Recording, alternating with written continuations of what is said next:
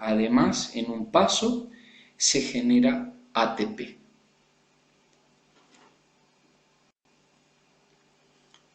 El ácido pirúvico, retomando conceptos anteriormente vertidos, sale del citoplasma y atraviesa la membrana externa e interna de la mitocondria.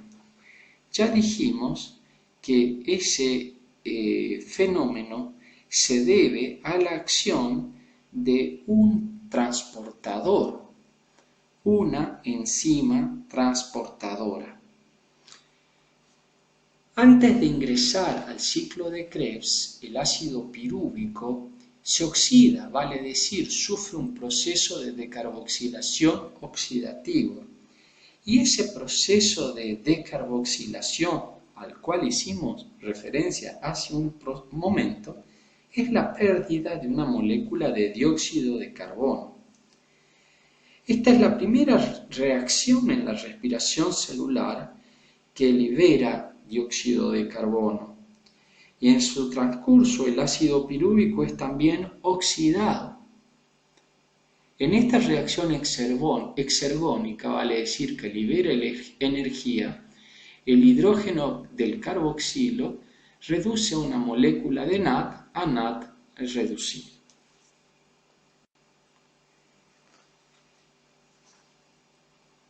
El ciclo de Krebs presenta una serie de reacciones bioquímicas que pueden ser estudiadas más detalladamente en otra asignatura de la carrera.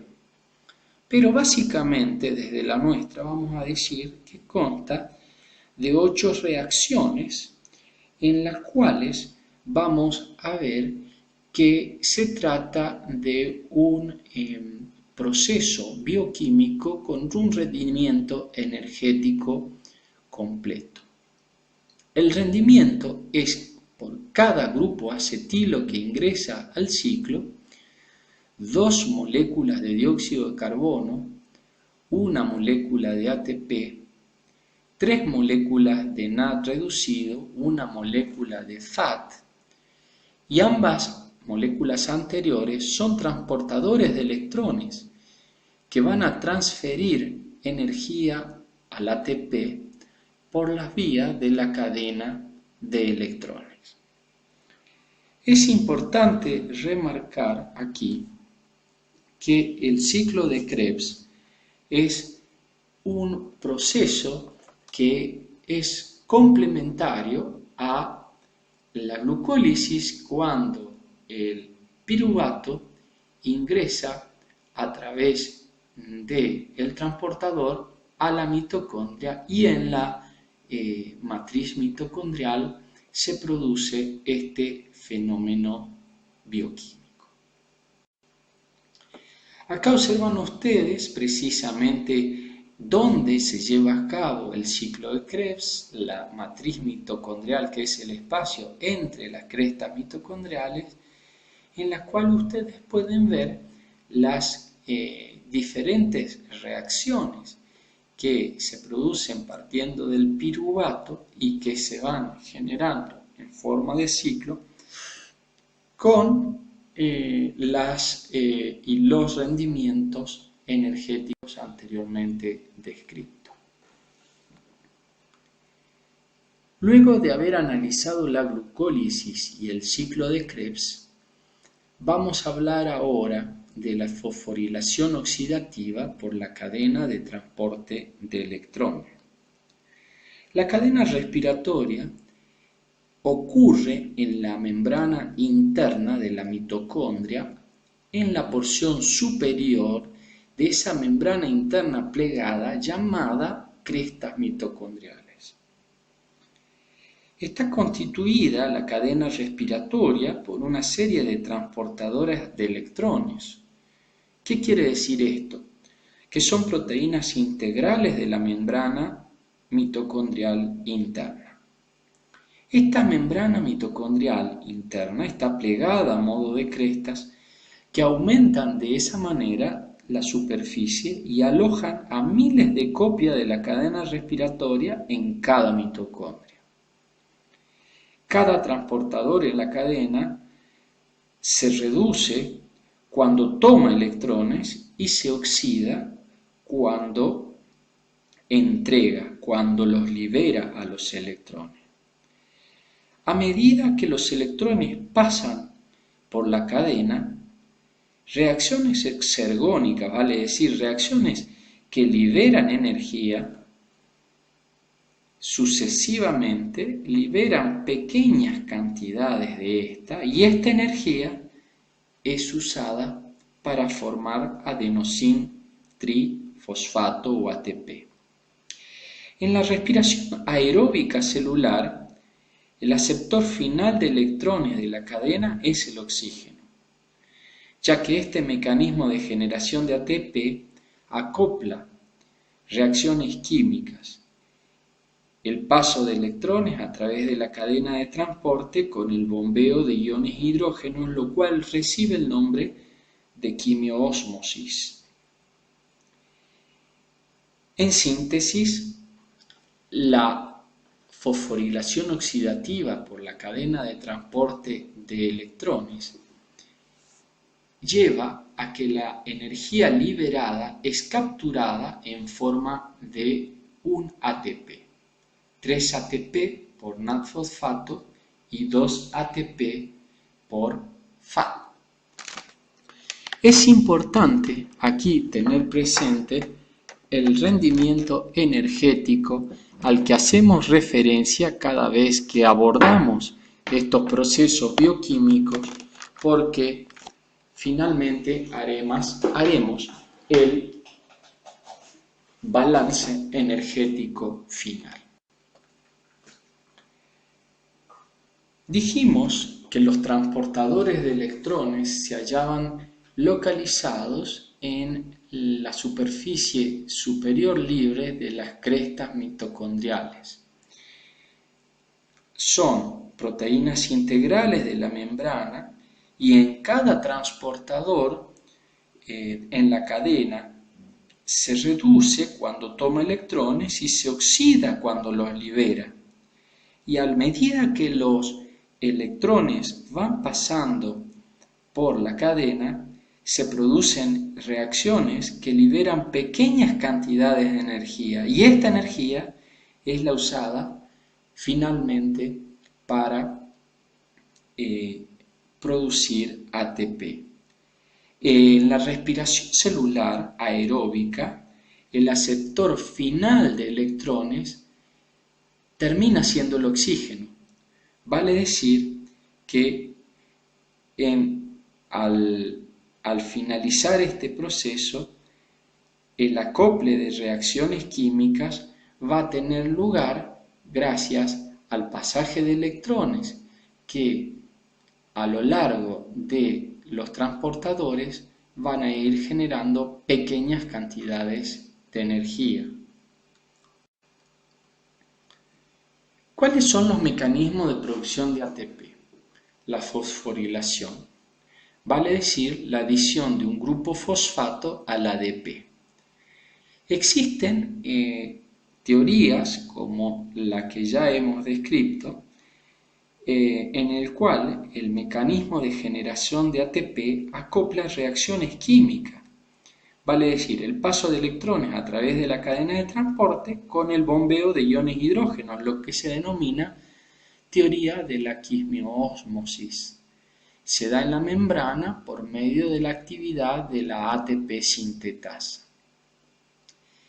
Y otro mecanismo es el uso de la energía almacenada en el gradiente de concentración de iones hidrógenos, que este mecanismo también se llama bomba de protones, porque tiene al ion hidrógeno como el único protón interviniente. Aquí tenemos ejemplificado la fosforilación oxidativa. Muchos tipos de moléculas y átomos sirven como transportadores de electrones. tenemos, por ejemplo, mononucleótidos de flavina o flavin mononucleótico, FMN. Tenemos los citocromos, que son proteínas que contienen un grupo de hierro, hemo. Los centros de hierro-azufre, los átomos de cobre, o bien la coenzima Q. ¿Cómo se produce el paso en la cadena respiratoria y la generación de ATP? A través del fenómeno quimioosmótico. Dentro de la membrana mitocondrial interna, los transportadores de la cadena de electrones se agrupan en 3 complejos, cada uno de los cuales actúa como una bomba de protones que ustedes ven, expele iones hidrógeno desde la matriz mitocondrial y ayuda a crear un gradiente electroquímico de protones. Cada una de las 3 bombas transporta electrones y bombea protones, como se muestra en la figura. Este es el único punto en el cual la respiración celular aeróbica verifica el consumo de oxígeno. Vale decir, en el bombeo de protones tenemos que se origina un gradiente de concentración y un gradiente eléctrico. La acumulación de protones hace que un lado de la membrana mitocondrial interna quede cargado positivamente en comparación con el otro. El gradiente electroquímico resultante tiene energía potencial llamada fuerza motriz de protones, que ustedes lo observan en el transporte de electrones y pueden finalmente entender en la segunda parte, en donde los canales de protones en la membrana mitocondrial interna permiten a los iones hidrógeno fluir de nuevo a través de la membrana, impulsado por la fuerza motriz de protones. Vale decir, ustedes ven que los protones que fueron bombeados afuera, luego a través de los canales de protones, les permiten ingresar al interior nuevamente.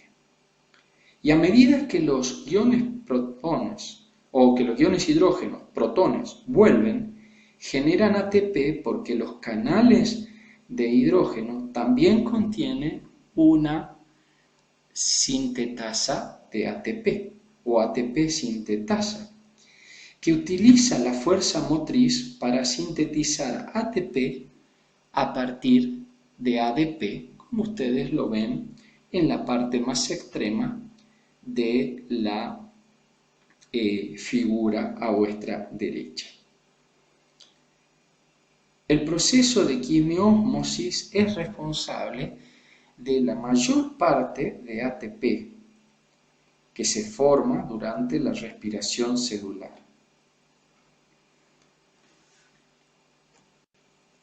Vale decir que varios transportadores de electrones en la cadena respiratoria generan ATP, pero podemos identificar inicialmente los transportadores de electrones a través de diferentes compuestos como el mononucleótido de flavina, los citocromos, centros de hierro y azufre, átomos de cobre, la coenzima A, que tienen como funciones el paso de la cadena respiratoria y la generación de ATP a través de un fenómeno quimiosmótico. Y el efecto principal de de estos compuestos es precisamente a través de ese fenómeno de oxidación